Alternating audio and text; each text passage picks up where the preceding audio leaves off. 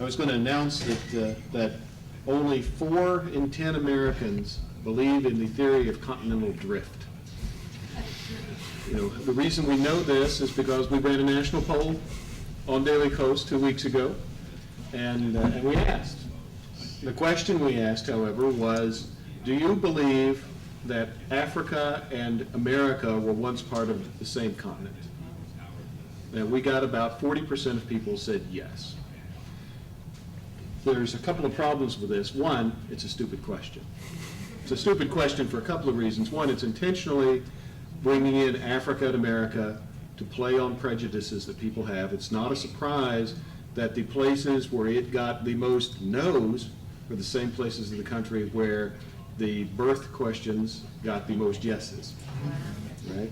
It's also a stupid question because it's very dependent. It's asking you about your belief. It's not, it is testing to some extent, do you like this idea more than do you know about this idea? The reason that I asked this poll was because just a couple of weeks before that, Gallup had headlines that said, on the 200th anniversary of Darwin's birth, only 4 in 10 Americans believe in the theory of evolution. Their poll had similar problems in both the phrasing with belief, but more than that, both polls have the same problem in how the numbers are being presented to you right now. Because while 40% may not seem that great, in both polls, 40% was the biggest answer. The group in both polls, what said was 40% of people said, yes, I believe that. Some largest number, second largest number was people that said, I don't know.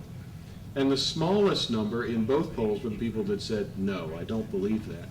So what Gallup could have put in their headline was, on 200th anniversary of Darwin's birth, far more Americans believe in evolution than don't.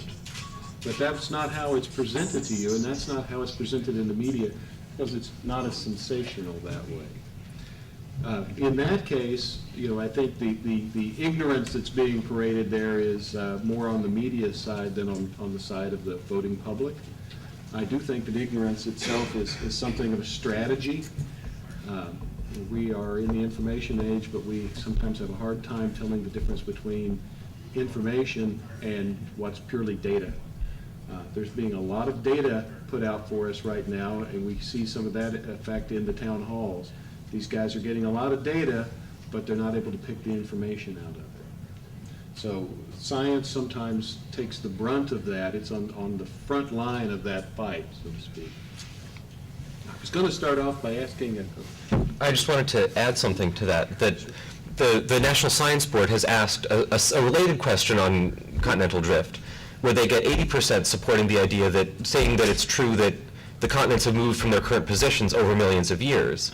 So phrasing it slightly different, you get twice as many, I mean, a huge shift Sure. in what people accept. And on evolution, when you ask the question, does the theory of evolution state that humans share a common ancestor with other, and have evolved over time, you get almost similar levels of support. So people are aware of what evolution is, they're aware of continental drift, they don't necessarily like it. And they think that matters somehow in many cases.